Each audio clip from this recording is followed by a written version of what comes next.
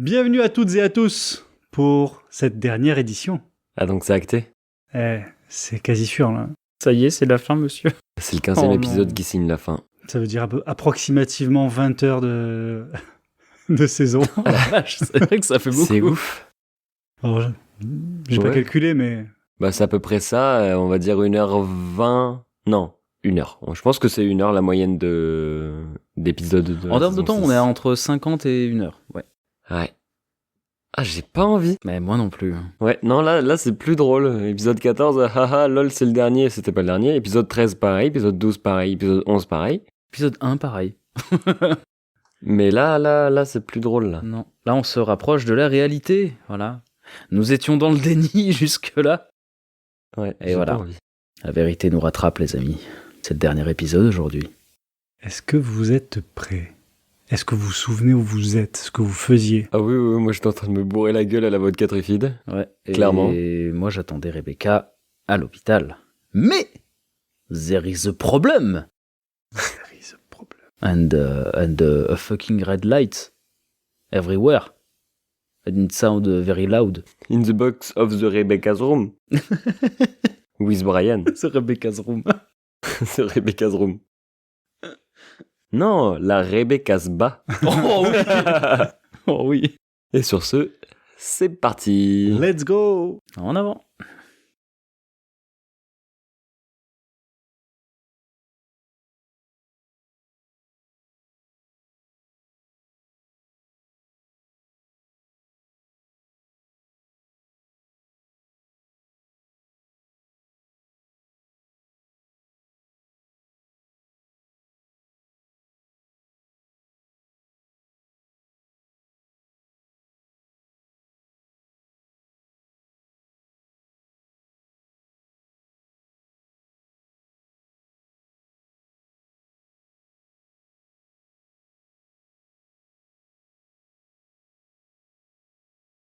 Karl, tu es au bar, en train de noyer ton chagrin dans de la vodka trifide, accompagné de Pazuzu, pendant que, Hachoum, tu es à l'hospice, où il y a Rebecca qui est en train de finir de se faire opérer.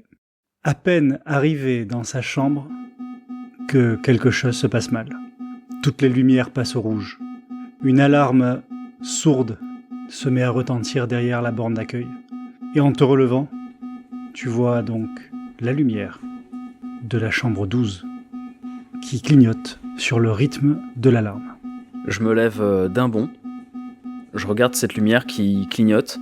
J'ai l'impression de devoir faire quelque chose, comme si tous mes sens étaient en alerte. Et je sais pas, je regarde un petit peu autour de moi ce qui se passe. Est-ce que ça s'agite ? Est-ce que ça a l'air de susciter de l'inquiétude ou pas ? Il y a 3 soignantes qui se mettent à courir en direction de la chambre 12. Ok, je les suis de loin. J'essaie de pas trop me faire remarquer, malgré tout. Tu arrives devant la chambre. Elles sont entrées, elles ont fermé la porte. Mais il reste une embrasure encore un tout petit peu ouverte. Ils l'ont pas claqué totalement. Je pose ma main sur la porte pour éviter qu'elle claque. Et je passe un œil discrètement pour regarder ce qui se passe.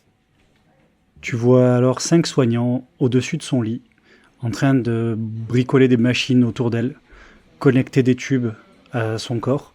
Et il y a un soignant qui dit « Il est où le pharmacien ? Il est jamais là quand on a besoin de lui. Bon, il doit être en intervention ailleurs, très certainement, sinon il serait déjà là. Il faut réussir à la maintenir. Il faut qu'on trouve un magicien quelque part qui pourrait retenir les mutations avant qu'elles n'éclatent. » Il y en a un autre qui dit « Regardez, il y a son cerveau, ses synapses. J'ai l'impression qu'il commence à fondre. Regardez sur le scanner. » Oh les shit. Oh putain, la Choum ne sait pas quoi faire du tout. C'est pas son milieu, putain. Tes yeux vacillent, tu réfléchis à fond et tu entends « Trouver un putain de magicien. N'importe lequel fera l'affaire. » Dans ma tête, ça sonne comme un ordre. Et je hoche la tête et je cours en direction du bar pour aller chercher Karl. Je connais que lui qui sache faire de la magie. En même temps que tu t'éloignes, derrière toi, il y a un médecin ou un infirmier qui sort, qui t'emboîte le pas pour essayer de chercher le fameux magicien lambda dont ils auraient potentiellement besoin. Tu sors de l'hôpital, tu enfourches ta bécane et tu retrouves Karl et Pazuzu au bar. Je vois Karl, je vois Pazuzu, je regarde Karl, et je dis « Karl, on a besoin d'un magicien !» Et je regarde Pazuzu « Tu connais un magicien ?»« Mais qu'est-ce qui se passe ? Mais oui, t'es magicien !» y a notre pote qui va pas bien. Je secoue Karl, je lui prends la tête dans mes grosses mains. Oh, Karl, y a un problème avec Rebecca, elle va pas bien. encore? Oui, encore. Et toujours, elle a toujours eu un problème en fait depuis le début. Oui, bah ça se voit, oui. Putain, qu'est-ce qu'elle a? Je t'attrape par le col et je te tire avec moi. Allez, viens pas Zouzou, faut y aller. Vous montez à 3, vous vous serrez à l'arrière de la bécane. Tu fonces, tu arpentes les rues de Cité 17, tu surfes entre les voitures, entre les autres véhicules, tu mets plein gaz au milieu de la ville. Vous vous retrouvez dans l'hospice où vous enfoncez les portes littéralement de l'hôpital. J'ai un pharmacologicien si vous voulez. Il est là. Il s'appelle pas Zouzou. Il s'appelle comment alors ? Putain, je suis tombé sur un mec aussi débile que moi. Allez, con. Le gars dans la salle d'attente rigole tout seul à sa blague et se rassoit. Vite, venez, dans la chambre 12. Vous pointez dans la chambre. Qu'est-ce que je fous là, moi? Qu'est-ce qu'on fait à Tchoum, là? Je comprends pas. Je t'ignore totalement. Je suis concentré sur ce qui se passe. Je comprends rien. Un médecin parle à Pazuzu et parle assez technique. Vous comprenez pas grand-chose à tout ça, mais ce que vous entendez, c'est qu'il doit contenir des mutations avant qu'elles ne sortent et qu'elles ne s'expriment, pendant qu'ils opèrent et qu'ils essayent de la maintenir, pour faire redescendre la température de ses synapses. Pazuzu se place au niveau de sa tête, une main de chaque côté de son front, de son cortex, et commence à incanter un sort. Vous voyez une lumière bleutée traverser ses mains, traverser la tête de Rebecca. Les infirmiers branchent Rebecca à un moniteur. Ils commencent à pianoter dans tous les sens. Vous devenez alors spectateur de tout ce qui se passe. Sur un écran de télé, des souvenirs de Rebecca commencent à défiler. Une image sépia grésille. Vous voyez les mains de Rebecca. Vous êtes à la première personne. Vous voyez avec ses yeux. Et vous êtes dans un bureau exigu. La main de Rebecca se tend pour serrer celle d'un homme assis en face. C'est Harry, mais il a l'air beaucoup plus jeune. L'image se brouille. Rebecca alors est en planque, dans l'ombre. Elle tient un appareil photo et déclenche l'obturateur frénétiquement, surveillant des trifides inconnus. L'image se brouille à nouveau. Une série de visages défilent. Elle interroge des passants, des indiques et note fébrilement des informations sur un carnet usé. Un parking de supermarché. La nuit. Une voiture aux vitres teintées baisse sa fenêtre. Rebecca prend une enveloppe épaisse, puis serre la main du conducteur. La lumière de l'habitacle révèle le visage d'Harry. Rebecca est dans une boutique, cachée le dos contre un meuble, imposant, alors que des tirs laser s'écrasent sur le mur, face à elle.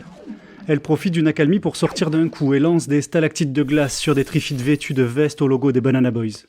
En arrière-plan, en flouté, on reconnaît Harry qui passe discrètement, remplissant un sac de bastos avant de s'éclipser. L'image se brouille à nouveau. Harry et Rebecca marchent dans la ville de Super City lorsqu'il lui dit « Ça te branche de l'argent facile, il y a 10 000 bastos à se partager. » Ce à quoi elle acquiesce de la tête. Puis Harry reprend avec un large sourire. « Ok, c'est bon ça ! Première étape, trouve-moi un pigeon pour qu'il porte le chapeau dans une salle à faire. » Elle se retrouve à la planque des boys, dans le bureau du boss. Rebecca jette un trifide avec une veste de boys au pied d'Harry et Pedro Alvarez. La banane des boys. Ce pigeon, totalement ligoté et bâillonné, regarde Pedro l'air apeuré. La banane lui met un calibre 12 sur le torse, s'approche de son oreille et lui susurre. « V'là 2 pruneaux pour les 10 000 que tu me dois. » Rebecca détourne le regard juste avant qu'une détonation ne résonne. Elle est en terrasse d'un bar portuaire à San Flamingo. Harry est assis à côté d'elle. Il fait beau. Il pointe alors un doigt accusateur. V'là la 2e étape qui vient d'arriver, vers 2 silhouettes au loin. C'est vous, Karl et Atchoum, descendant du bateau. Ambiance néon au Pink Flamingo. Rebecca trinque avec vous, souriante, mais son regard dévie. Harry passe derrière vous pour aller aux toilettes. Ils échangent alors un regard complice. Les lumières vacillent, le décor change. Lucky Dale, le lac. Rebecca vit son idylle avec Karl. Les couleurs sont chaudes. Les sentiments semblent réels. Même endroit, ambiance bien plus lourde. Elle est seule, téléphone à l'oreille. Elle dit d'une voix tremblante. J'arrête tout. Oublie-moi. La réponse d'Harry grésille. Ok, je comprends. Passe me voir à Cité 17 et je te filerai ta part. Hangar sombre. Harry lui tend la main. Au moment où leurs peaux se touchent, les câbles jaillissent du bras d'Harry, perforent la peau de Rebecca, remontent jusqu'à son crâne. L'image se brouille violemment dans un hurlement. Je regarde les hologrammes s'éteindre peu à peu, pendant que les médecins font leur travail, et je reste silencieux. T'as vu ce que j'ai vu? Je reprends mon sérieux, mais d'un seul coup. Ça dépend. Est-ce que tu viens de dessouler ou pas? Ça m'a fait redescendre direct. Bah écoute, t'as de la chance parce que t'as esquivé une torgnole. Écoute, si on a vu la même chose, moi je retiens que c'est pas de sa faute. Ok, comme nous, elle a fait des conneries. Mais Je regarde dans le vide. qu'est-ce que tu retiens toi? Moi, je retiens qu'on s'est fait mener en bateau depuis le début, Hatch. Tout, absolument tout, c'était du vent. Erreur. Elle a des sentiments pour toi. Des sentiments réels. C'est malheureux. Au lac, tu lui as fait passer une super soirée. Ce qu'elle a ressenti, ça se voyait, c'était sincère. Et après qu'on l'ait sauvée et qu'on voulait partir de Lucky Dale, Oui, j'ai vu, j'ai entendu, On a vu la même télé, hein. je comprends pas pourquoi t'en conclus pas la même chose que moi. Pourtant, il y avait des mots compliqués. J'arrive juste pas à encaisser. C'est tout. Il va me falloir un tout petit peu plus de temps que toi. Alors je te laisse retourner au bar. Je suis pas aussi con que ça, c'est bon, je vais rester. Comme tu veux. Elle est en train de canner, là. Moi je fais confiance aux médecins. Y a pas de médecin, y a juste pas Zouzou. Ouais, il y a des médecins autour. Ouais. Qui lui disent quoi faire. Et heureusement qu'il était là d'ailleurs. Ton pot de yaourt sonne dans ta poche. Alors, juste un truc. On est d'accord que là, Rebecca, elle peut pas nous appeler. Bah non, clairement pas. Voilà, parce qu'elle est dans le coma. Bon, c'est qui? Je regarde le numéro, Tu connais pas. je décroche, je dis rien. Karl. Tu reconnais la voix d'Harry. Harry? Ça y est, tu t'es fait pousser des couilles? Si c'est toi qui décroches, je sais que tu sais. Et ne me dis pas que tu sais pas. D'autant que nous savons tous les deux que cette ville est trop petite pour nous deux. Le monde est trop petit pour nous deux. Rendez-vous dans 1 heure à l'usine Campbell, en périphérie de la cité. C'est quoi, tu me fais un date ou quoi? Il raccroche. J'avais mis en haut-parleur, du coup t'as entendu ce qu'il s'est dit. Ok. Bah voilà, hein. Je sais pas ce qu'il me veut. Enfin, je sais ce qu'il me veut. Moi, j'ai un indice. Ça commence par 10 et ça finit par 1000 bastos. Sauf que... Bah on n'a pas fini nos jours de recherche encore. En théorie, on a encore du temps. Donc je sais pas ce qu'il te veut. Bah, en pratique, on va se faire péter la gueule ou ils vont se faire péter la gueule. Non, moi je pense plutôt pour la deuxième, ouais. Ils vont se faire péter la gueule. Et ben voilà. Bon, comment ça avance? Je regarde un médecin droit dans les yeux. Je pense qu'il nous faudra quelques heures avant qu'on réussisse à stabiliser cette pauvre femme. Vous pourriez aller dans salle d'attente si vous voulez. On vous tiendra informé, ou j'ai vu que vous aviez un téléphone, vous laissez votre numéro à l'accueil, et on vous rappellera dès que on en saura plus. On va faire ça, ouais. Je regarde Pazuzu, et je lui demande... Ils ont encore besoin de toi. Oui, plus que jamais. Je le vois extrêmement concentré. Il est très focus sur sa magie, et tu sens qu'il peut pas vraiment bouger ou sortir de la pièce. Ça risquerait de foutre la merde dans la pièce. Ok. Du coup, je le regarde, j'approche mon doigt de son oreille, et avant de l'enfoncer dans son oreille, je fais « Non, je déconne !» Puis je m'en vais. Il moufte pas, trop concentré, et tu sors tranquillement. Hatch, tu vas où, là? On a une demi-heure de battement. Qu'est-ce que tu penses qu'on peut faire, là? Repérer le terrain. Essayer de le tirer à notre avantage. Je sais pas. Au plus tôt on y est, au plus tôt on peut revenir pour Rebecca. Ouais, t'as raison. Ça te dit qu'on achète des fumigènes? J'allais te dire on achète des hot dogs d'abord, mais ok. Parce que j'ai un peu la dalle. On arrive sur la soirée. En plus, c'est le MJ, il a dit. Ouais, je vais à un magasin et je vais acheter 4 fumigènes. Ok. J'en passe 2 à Hatch. Allez, tiens, je sais pas ce qu'on peut faire avec, mais si jamais ça part en couille, on les tire et on se casse. Ok, C'est vraiment au cas où, Dak. ça marche. C'est genre situation d'urgence. Emergency et tout. Ouais, c'est ça, voilà. Ok. Et tiens, avec des oignons frits, c'est mieux. Ah, merci. Et je te passe un gros hot dog avec du fromage fondu, avec quelques onion rings. à l'intérieur. Non, pas des onion rings, quelques oignons frits dessus. Je me prends un supplément moutarde, tiens. Bon, je sais pas ce qui nous attend. J'ai un peu peur, hein. Un jour, il y a un vieux fermier qui habitait un peu loin de chez les parents, mais un jour il m'a dit « C'est normal d'avoir peur. Et c'est une forme d'intelligence. Parce que au moins ça veut dire que tu t'inquiètes pour ta survie. » Il s'appelait Edgar, le vieil Edgar. Donc je vais te dire exactement la même chose qu'il m'a dit. Faut pas avoir peur d'avoir peur. C'est normal. Et ça fait avancer avec prudence. Et je croque dans mon hot dog. Ça me fait réfléchir. Je hausse les épaules. Ouais. Bah, feu, hein. Let's go. Et on prend la route. Je mets les lunettes sur mon nez. Je démarre Bobby. Je fais une petite tape à revient vite. Toujours dans la sacoche. Et je démarre. Bon, par contre, tu me guides, hein. Ouais, t'inquiète. Vous voyez une des plus grandes cheminées de la ville, avec écrit Campbell's en grosses lettres rouges. Vous ne pouvez pas la rater, et vous la voyez qui se rapproche de plus en plus au fil des ruelles que vous traversez. Vous êtes devant, vous êtes à quelques mètres sur le parking, et visiblement il vous reste environ 5-10 minutes avant l'heure du rendez-vous. Vous avez éteint les phares, et vous êtes là, devant le bâtiment, la bécane enfourchée, et vous observez. Je coupe le contact, je remets les clés dans la poche et la batterie dans le sac à dos. Bon, qu'est-ce qu'on fait? On toque à l'entrée? Il fait nuit, la température descend de plus en plus. Le bout du nez froid, vous sentez un flocon de neige descendre du ciel. Face à vous, une grande usine. Visiblement, vous estimez à peu près ces murs de l'ordre de 7-8 mètres de haut, avec d'immenses cheminées qui sortent des différents toits. Face à vous, vous avez le bâtiment principal, avec une immense porte métallique, avec une grande margelle, certainement le quai de chargement des camions qui viendraient récupérer la marchandise. Juste à côté de quoi, quelques marches, avec une rambarde métallique, mènent jusqu'à une petite porte. Vous voyez des fenêtres également, mais qui sont en hauteur, à peu près à 4-5 mètres de haut. Est-ce que je peux faire un jet de perception pour voir s'il n'y a pas déjà des gens qui sont déjà sur place? Tu peux, en te rapprochant, en tendant l'oreille, en grimpant au mur pour regarder par les fenêtres. En regardant vraiment partout. Ok, Des cachettes, des trucs comme ça. ok. Vas-y, fais-moi un test de perception. Une réussite.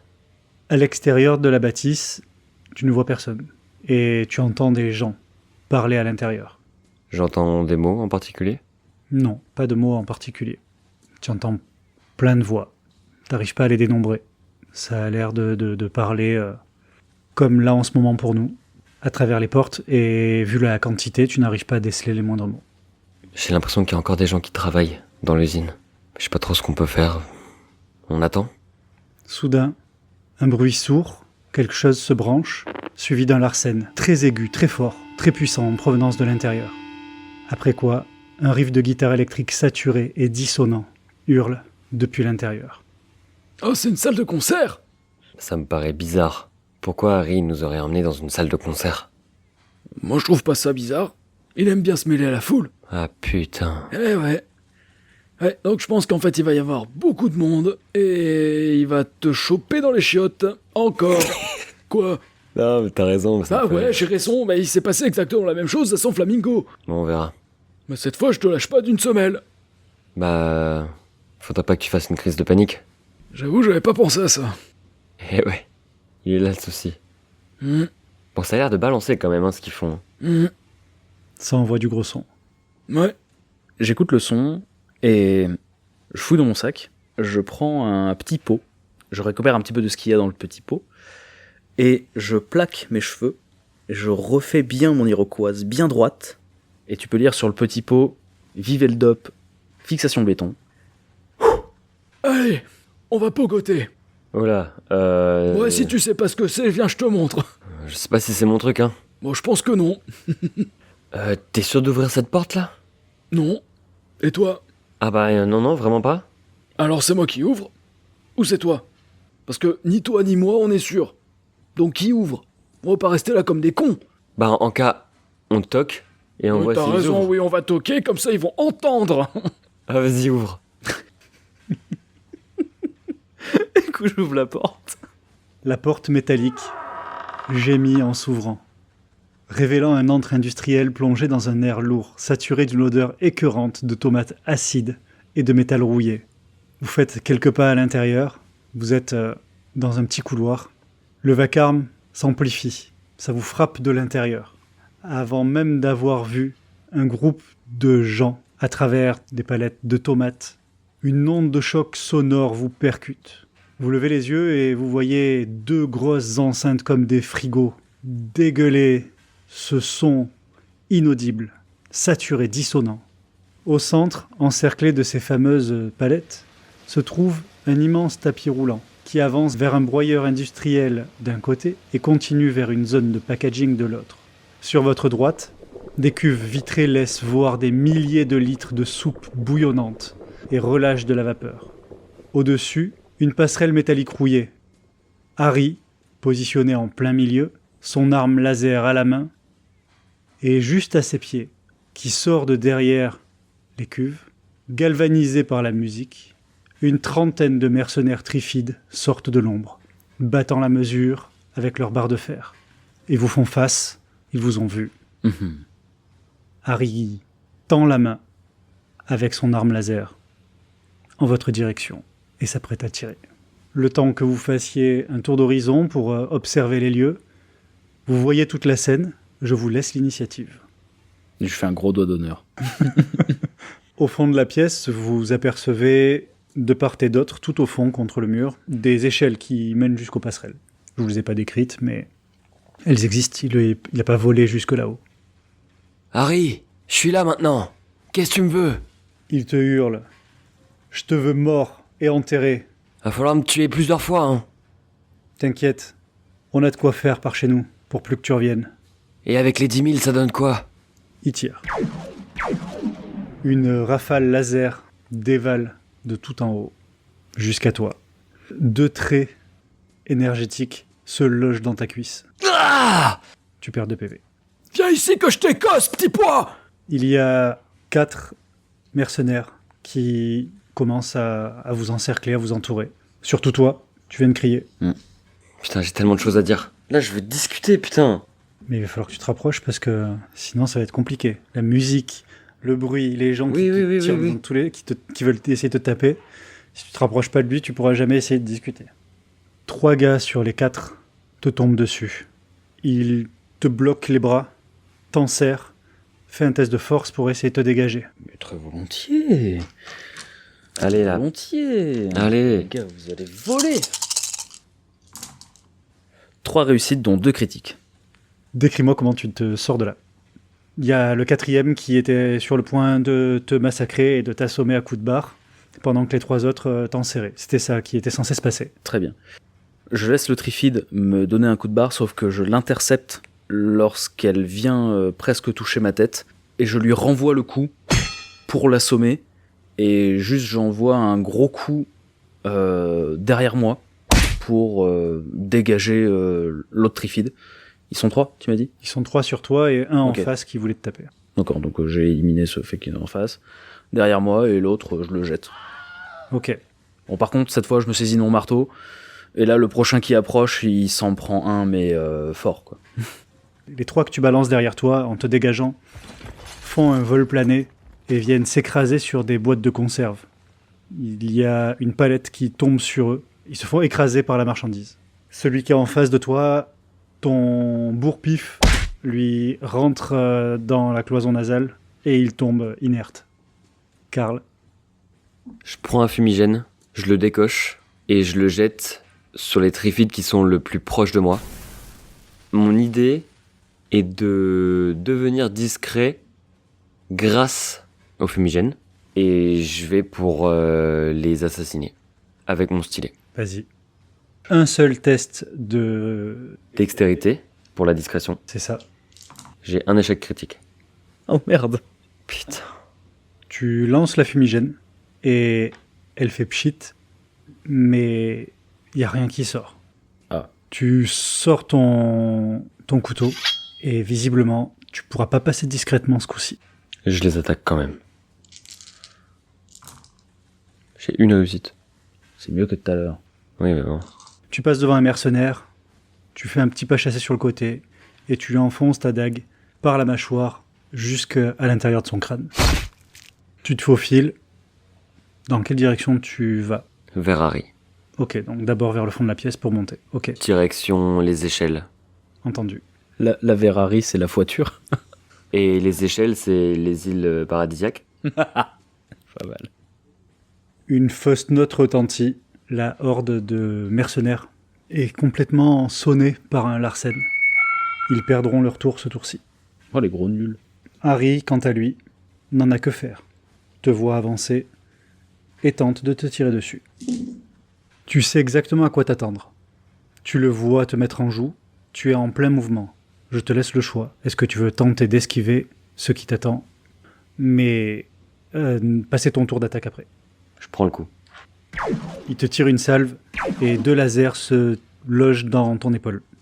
Tu perds 2 PV. J'encaisse. Pas beaucoup, mais j'encaisse. Hachoum, à toi. Donc je vais balancer une fumigène dans un coin de la foule, en gros, et me concentrer sur l'autre. C'est-à-dire laisser les autres se perdre dans le brouillard pour tabasser les autres. Entendu. Allez là. Donc tu jettes ta fumigène et tu attaques de l'autre côté, comme tu l'as dit. Vas-y, donc lance tes dés. Très bien. Mais ça fait si longtemps que je n'avais pas utilisé mon marteau. Ah Ah Ça fait 12 dés. Sérieux? Ça va casser des bras, ça. Ouais. Il y a intérêt. Hein. Là, il va faire 11 critiques. 11 réussites, donc 12 critiques. Ouais, d'accord. Hein. Sur 8 Quel cohérent. Oh putain. Sur 12 dés, j'ai 4 réussites. Aucun critique. Ouais, ça va. Tu joues avec les mercenaires comme des maracas. Tchic tchic et boum, tchic tchic et boum.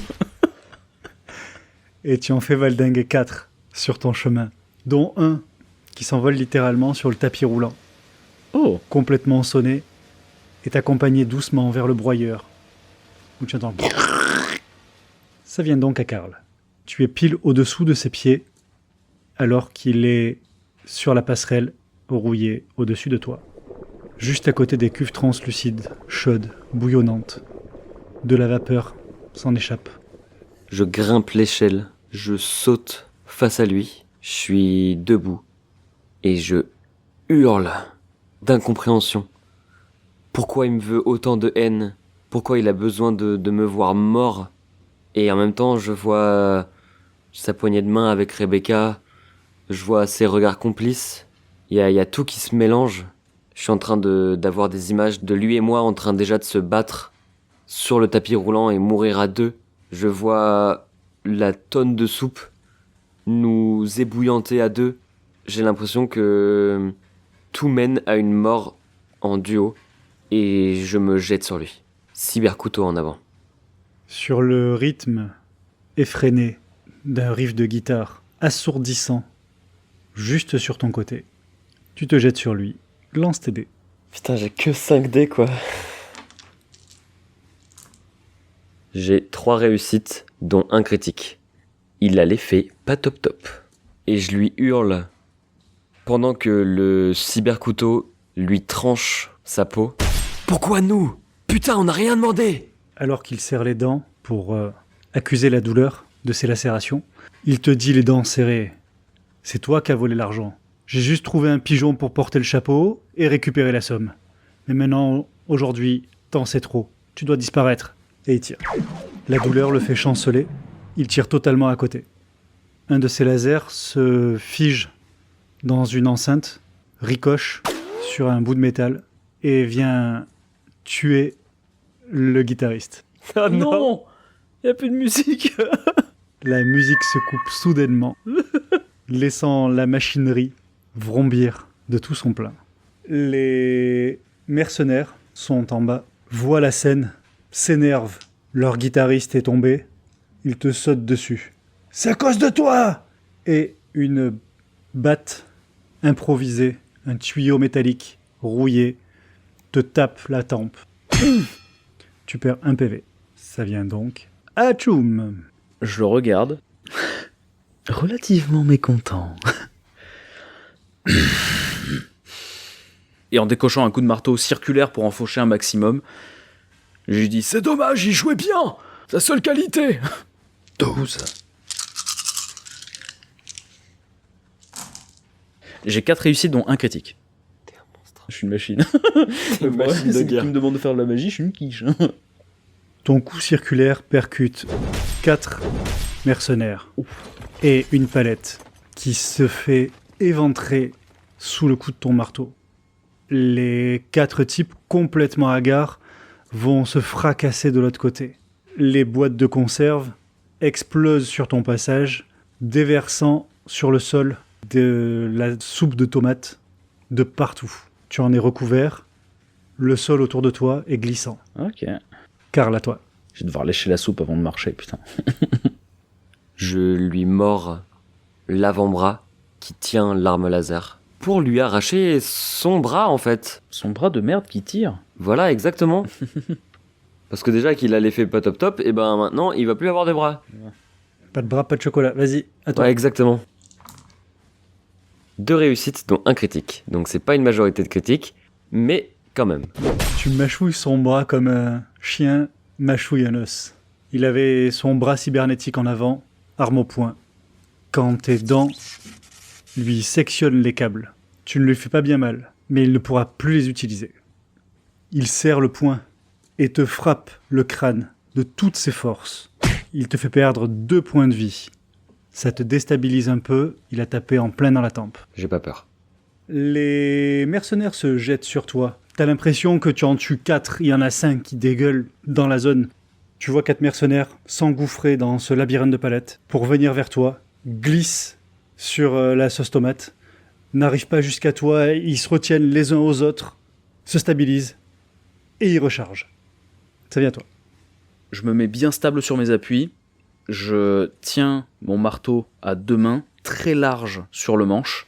J'active mon marteau, je le fais très sauter. Et j'attends qu'ils viennent vraiment les bras en arrière, prêts à les décocher. Tu auras l'initiative sur leur prochaine attaque. Bah. Karl, Je resserre encore plus ma mâchoire sur son bras et je lui enfonce le cybercouteau dans le ventre. Dans la même action, je veux faire ces 2 attaques. Vu que t'as 2 points d'action, ça passe. Exactement. pour ce qui est du coup critique, vu que tu étais déjà sur son bras et que tu n'as plus qu'à serrer, je te permets sur ton jeté de faire un coup critique sur 9+, au lieu de 10+. Oh waouh, ok. Là, je fais le jet de la morsure. J'ai une réussite critique et une réussite normale. Tes dents se serrent, son bras mécanique résiste et grésille. Et je lui enfonce mon couteau dans le ventre. 2 réussites critiques. Ton couteau rentre dans son ventre jusqu'à toucher l'os de la colonne vertébrale. Tu sens sa vie partir. Tu retires alors ta lame, tu desserres tes dents, tu te retrouves face à lui. Il chancelle, il fait 2 pas en arrière, bascule par-dessus la balustrade, s'accroche au garde-corps. Il est suspendu au-dessus d'une marmite bouillonnante, son corps en train de lâcher. Je le récupère. Je sais pas ce qu'il me veut, je sais pas... Il y a quelque chose qui me dit que je dois le récupérer. En bas, le combat s'arrête. Les autres mercenaires regardent la scène, hébétés. Tu attrapes son bras, tu tentes de le remonter, fais-moi un test de force. 3 réussites, dont un critique. Tu l'attrapes par le bras, tu lui attrapes l'arrière du col, derrière la nuque. Tu le tires de toutes tes forces. Il rebascule à l'intérieur de la nacelle, s'écrase au sol et est en train de se vider de son sang. Je sais que j'ai pas fait des choses très jolies et achève-moi Arrête de faire le con. en mémoire de nos moments passés quand on était chez les boys. Et tu sens qu'il commence à vaciller, le regard dans le vide.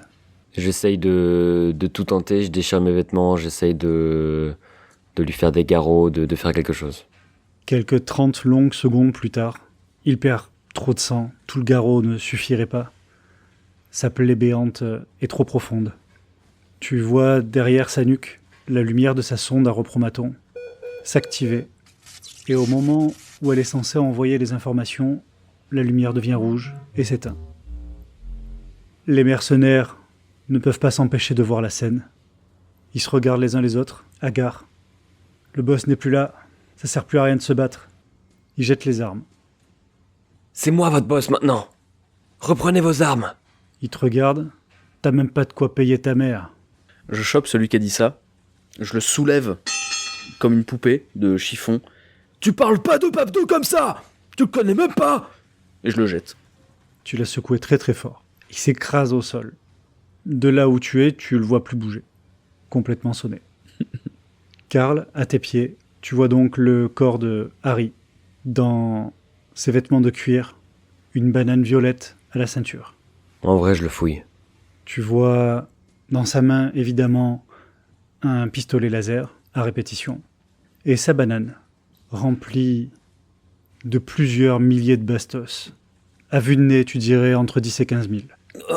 Quoi? Je récupère la banane. Je récupère le pistolet. Soudain, un grondement de moteur fait trembler les murs, bien plus puissant que la machinerie de l'usine. Quand résonne une voix dans un mégaphone. « Harry, sors de là et fais pas le con !» Ok. Comment réagissent les autres? Ils étaient déjà en train de partir et ils sortent en courant. Des phares les bloquent sur la partie extérieure à l'arrière, au fur et à mesure qu'ils sortent. Ok. Je gueule de là où je suis vers la passerelle. Frangin, faut qu'on bouge! Tu veux bouger où? Bah, on retourne à Bobby! Viens! J'arrive. Tu descends à toute vitesse, chargé de cette banane à la main. Au moment où vous passez les portes, la lumière aveuglante des phares inonde le hangar, découpant des silhouettes massives dans la poussière du sol, sur le parking, juste devant Bobby. Ce ne sont pas des flics, ce ne sont pas des mercenaires minables. Une armée entière de Banana Boys, portant les couleurs officielles du clan de l'île du Pilier. Armes lourdes au poing, ils forment une haie d'honneur. Un colosse s'avance, sa silhouette est légendaire, celle de Pedro Alvarez, le vrai, le patron. Il s'arrête au milieu des cadavres, des faux boys qu'Harry avait recrutés. Il regarde derrière vos épaules le corps d'Harry gisant, misérablement, sur la nacelle. Il vous regarde, vous, couvert de sang avec la banane à la main. Le temps semble se figer. J'ai mon marteau dans les mains et je sais pas trop quoi faire. J'ai un regard vers Karl et j'ai un regard vers les Banana Boys et je suis prêt à continuer de me battre, mais ça reste un peu suspendu dans le temps. Je suis crispé, la gorge sèche. J'ai les jambes qui tremblent. J'ai la banane lourde à la main. Qu'est-ce que vous nous voulez? T'es qui, machin? Hatch, parle pas comme ça. Pas à lui. C'est un mec important. Oui, très important. Tu vois les Robins des Bois? Vite fait. Bah, c'est le maître. C'est le Robin des Maîtres? Pedro crache son cigare au sol, écrase la cendre du talon et sa voix grave résonne. J'ai traversé tout l'océan pour régler son compte à ce traître. Il plante ses yeux dans ceux de Karl. Je lui ai réglé son compte. Harry escroquait mes gars, salissait mon nom avec ses magouilles de bas étage. On dirait que vous m'avez épargné la fatigue du nettoyage. À votre service. Je veux bien récupérer ce qui m'a volé. Tenez. Mais gardez la monnaie, c'est la prime pour avoir sorti les poubelles. Il fait un signe sec à ses troupes, récupère les 10 000. L'armée fait demi-tour sans un mot de plus, vous laissant seul et vivant. L'air de Cité 17, bien que pollué, a une douce odeur de liberté. Que faites-vous? Quelles sont vos premières actions de cette nouvelle vie, alors que Rebecca est encore à l'hôpital? Bon, frangin, on va voir comment se porte Rebecca. Je pose mon regard sur toi et je te souris, sincèrement. Bah, tu vois, elle compte pour toi. Et j'enfourche Bobby, je remets la batterie dedans, je démarre. Et je t'attends. Je me tiens droit, la fabrique dans mon dos. Je jette un dernier regard vers le cadavre que j'ai laissé derrière moi. Et en traînant des pieds, je marche jusqu'à Bobby. Je l'enfourche Disons que Rebecca est un peu ma reviens vite. Allez. Je démarre la moto et on fonce vers l'hôpital. Arrivé à l'hôpital, juste avant d'entrer, vous levez les yeux vers le ciel enneigé et vous voyez une étoile filante passer en entendant au loin « Ho ho ho !» Vous rentrez dans l'hospice et le calme est revenu. Vous vous dirigez dans la chambre 12 où Pazuzu est assis à côté du lit de Rebecca, endormi, mais saine et sauve. Je me pose assis, en face de Pazuzu, à côté de Rebecca. Je pose ma main sur sa main. C'est fini. On peut peut-être revenir à la normale. Je m'adresse à Pazuzu et je l'invite à sortir. Viens, Hatch. Viens. Ce qu'il y a? Ah, j'ai l'impression que ça fait longtemps qu'on s'est pas retrouvés tous les trois sains et saufs, non? Sans emmerde. Ça fait quelques jours, ouais. C'était quoi? Lucky Dale? Lucky Dale, il s'en est passé des trucs. Hein. Ouais, mais en partant, on était sains et saufs. Pas bon. Bon, qu'est-ce que tu vas faire, toi? Peut-être profiter un petit peu de ma récente qualification et gagner des combats. Puis, s'il y en a un qui devient trop compliqué et que je le perds, je m'arrêterai là. Après, je sais pas encore. Et Chantal? J'y pense. Bah tu m'étonnes. Puis, je pense aussi aux 2 autres épées. Bah ouais. Il y a peut-être un côté en moi collectionneur qui a naquis. Waouh. Je m'impressionne. Je crois que c'est depuis que je lis des livres.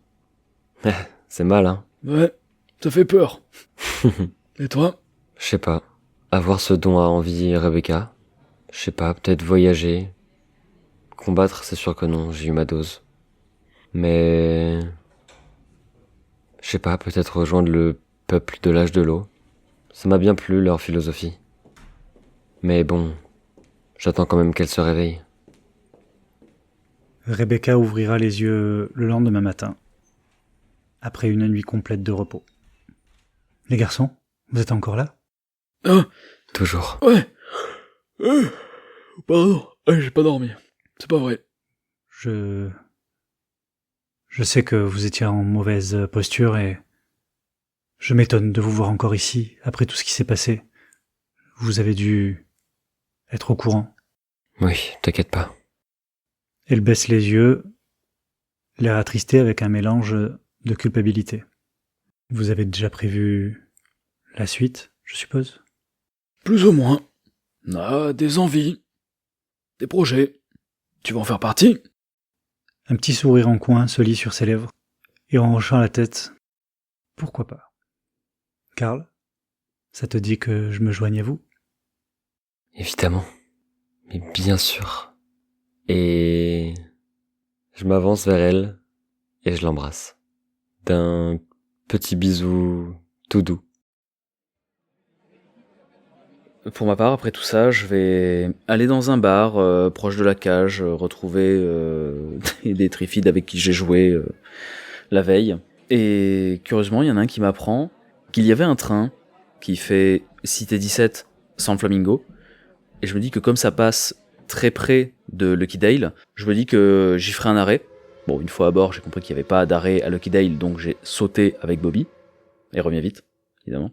Et Hachoum a retrouvé Chantal, avec qui il a beaucoup pratiqué de sport.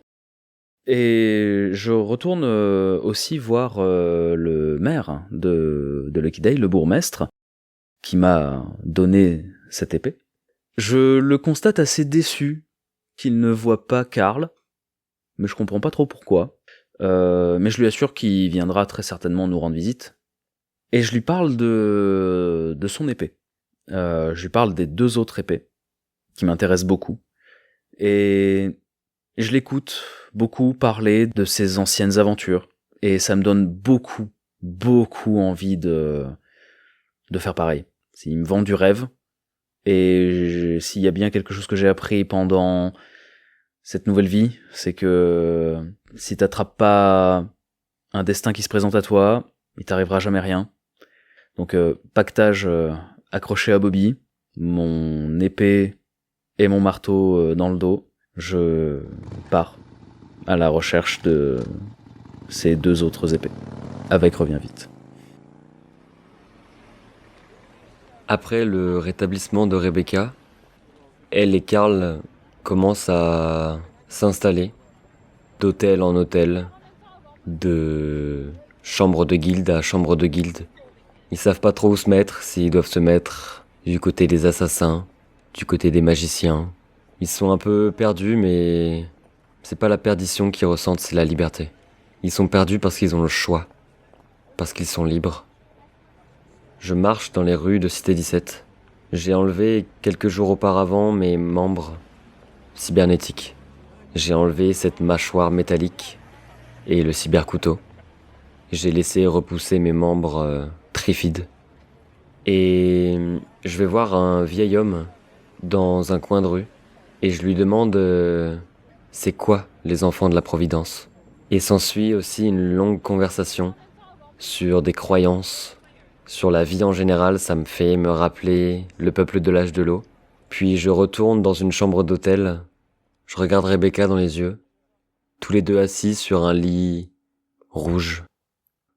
Ça te dirait de partir loin, avec le peuple de l'âge de l'eau ? Oui, je le veux. Allez, viens. Et je me dresse, debout, devant le lit. Je prends sa main. Allez, fais tes bagages, on part. Et la caméra s'éloigne de par la fenêtre. Un rayon de soleil presque rouge traverse la fenêtre. Et un oiseau passe devant le champ de la caméra, qui s'éteint. Changement de décor. Sur les écrans géants du Stadium Imperium, à Cité 17, la foule hurle. Les projecteurs braquent leurs lumières aveuglantes sur le centre de la cage officielle. On ne voit plus des trafiquants d'alcool minable, non, on voit des titans. Les frères démons lèvent les bras sous une pluie de confettis dorés. Ils sont devenus les coqueluches du public, des stars brutales et riches. Ils ont transformé leur rancœur en puissance, et quelque part entre 2 autographes. Ils savent que c'est grâce à une défaite contre vous qu'ils sont devenus invincibles. Tago, un jeune trifide de la Verdura que vous avez arraché au sel du désert, ajuste ses lunettes. Il apprend le langage des hommes, des elfes et des trolls. Il veut devenir interprète pour que plus personne ne se retrouve seul et incompris au milieu de nulle part. Dans une salle de classe silencieuse de l'université de Cité 17, à l'aide d'une de ses aiguilles, il grave 2 initiales dans le bois. C et A. Pape 1 et Pape 2 vous téléphonent. C'est dans un échange interminable que vous leur racontez votre histoire, votre épopée. Ils sont tellement fiers de vous, de ce que vous êtes devenus. Puis il y a Justin, qui a entré une nouvelle recette spéciale à la carte. L'omelette d'œuf de dragon. Elle fait fureur. Mais ce soir,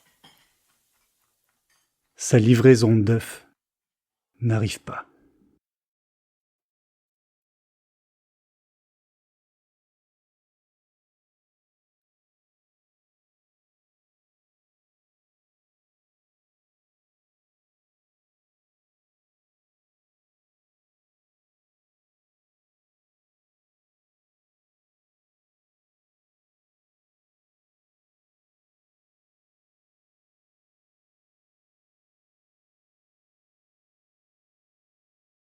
Bravo.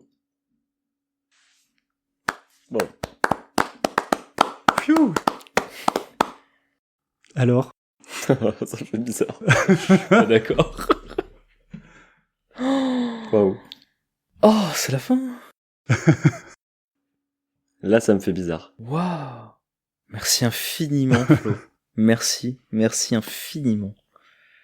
Tu nous as régalé. Oh putain. vous a retourné le cerveau un peu cet épisode. C'était ouf. C'était génial. Waouh. Oh, merci, C'était merci, extraordinaire. merci, putain. Merci à vous, On c'était est trop passé par toutes les émotions. cool. C'était trop cool. Putain. Waouh. Je tremblote d'excitation depuis 2 heures pratiquement. Ouais, bah ouais, tu m'étonnes. Je me doute. Oh. T'es content ? Ouais, grave. Ah.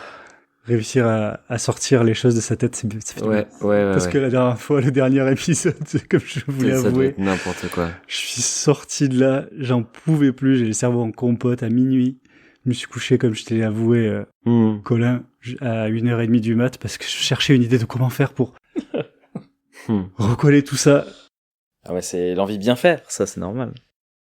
Et j'ai eu l'illumination d'un coup, à 1h30 du mat. Je me suis dit, putain, ouais, allez, je note quelque part.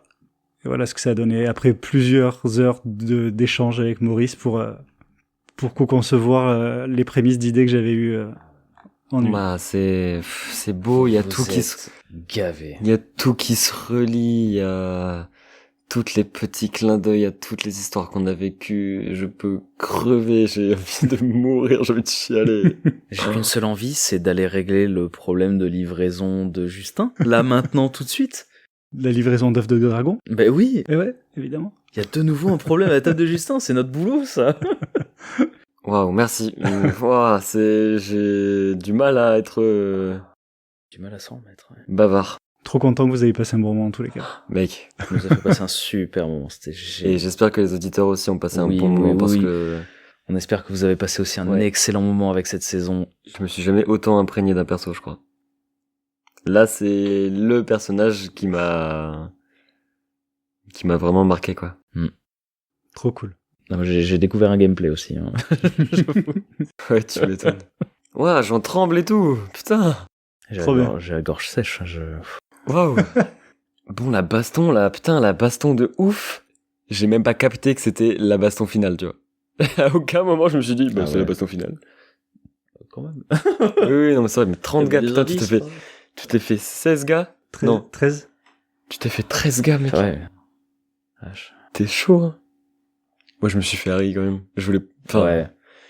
je sais pas ce qu'il me voulait, putain, Il voulait j'étais t'éliminer. énervé juste de sa haine, quoi. Il savait que t'avais vu la mémoire de Rebecca et Mais oui, il mais voulait bon. cacher ça à tout prix, donc son plan a été mis au grand jour. Ouais.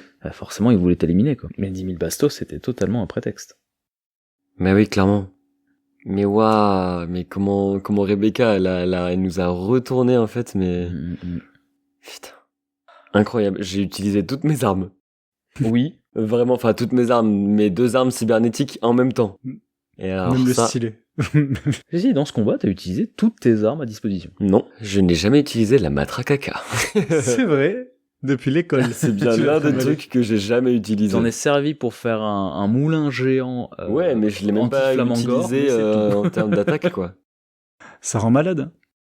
hein. Ouais. C'est non létal, mais ça rend gravement malade. C'était beau. C'est sûr que ça aurait été moins poétique avec la matraque à caca. Oui, clairement. J'avoue, l'achever à coup de matraque à caca. Tiens. Merci beaucoup de nous avoir écoutés. Merci beaucoup, les amis. Ouais. Merci. Si Si vous en voulez, et oh, hein, j'ai plus mes mots, hein, c'est bon. Si vous en voulez encore, si vous voulez connaître un petit peu plus du lore, si vous avez encore des questions, si vous avez le seum, vous pouvez venir nous retrouver sur Twitch, oui. Parce qu'Insta nous a cassé les pieds la dernière fois, mais vous pourrez nous retrouver sur Twitch pour la traditionnelle FAQ de fin de saison, où nous serons avec Colin, Flo et moi-même pour répondre à vos questions. Si vous avez des questions sur Karl, si vous avez des questions sur Hachoum, si vous avez des questions sur les PNJ, si vous avez des questions sur l'univers, ce sera le moment de les poser. D'ailleurs, joyeux Noël. À tous. Oui, c'est vrai ça. Joyeux Noël. C'était le dernier épisode de Noël. Et Ouais. ouais, avec les petits flocons et C'était le Père Noël qui Oh, s'envolait. oh, Le oh. cyber Noël. le cyber Noël. Le cyber Noël. C'était trop bien. Ah là là. Vraiment, merci. Vous savez que nous sommes sur YouTube, Spotify et Deezer. Vous savez que vous pouvez nous retrouver sur Instagram.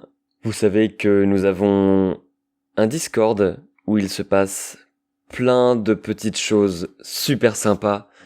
Et ben en fait, comme chaque fin de saison, on sait pas quoi dire parce Et qu'on on n'a n'a pas envie de s'arrêter. partir. Ah, C'est terrible. Flo, qu'est-ce que t'as à dire sur cette fin de Pour saison? ta défense. Pour ma défense, venez IRL et je vous animerai des parties. Ah, On oh. trouverait un moment pour que je vous anime des parties à Aldébaran. Attention, il l'a dit. Voilà, c'est Voilà. record, ce sera diffusé, tout C'est ça. C'est dit. C'est dit. Je trouverai un moment. C'est pas dit que si vous vous pointez comme ça, inopinément... d'un Si, coup, tu l'as je dit, c'est comme débarque ça. et je dis, bah, asseyez-vous, c'est parti. Non. Mais en tous les cas, si vous nous appelez, si vous me contactez, si vous par Discord par exemple, bah, promis, j'essaierai de prendre le temps. Je prendrai le temps de vous animer une partie. Et on sera là avec plaisir, Karl et Hachoum. Évidemment, évidemment. D'ailleurs, on ne l'a pas dit en début d'épisode, mais faites du bruit pour l'Entre-deux-Lames, parce que ce bar est juste génialissime. Qui nous a accueillis du début de la saison jusqu'à la fin et à la saison prochaine. Oui, et celle d'après, peut-être, et encore celle d'après, s'il veut toujours de nous, s'il en a pas marre qu'on vive dans les placards. Si je travaille plus. Merci infiniment de nous avoir prêté le jeu, le temps, le local, le MJ, tout. Merci pour tout. Au Merci. final, il y a que Aldébaran qui s'en va, parce que tout le reste, Bah oui, oui. on se revoit demain et on recommence. C'est vrai que je travaille demain, et puis voilà, et puis la vie continue, Donc, et y a Karl pas ne de continue souci. plus. J'ai pas envie de dire au revoir à Hachoum. Mais par contre, Hachoum pourra dire au revoir. Au moins. On pourra continuer à jouer à Aldébaran entre nous, même si ce n'est pas enregistré, Oui. évidemment. Clairement. Très volontiers. Ouais. Très volontiers. Les amis, Des gros bisous. nous allons vous faire de gros bisous. Ouais. Vous souhaitez un excellent Noël. Joyeux Noël. Et Un vous nouvel an. dire à la saison prochaine. Est-ce que Hachoum peut nous dire joyeux Noël? Oh, joyeux Noël! Des gros bisous. D'énormes bisous les amis. Bisous tout le monde. À très vite.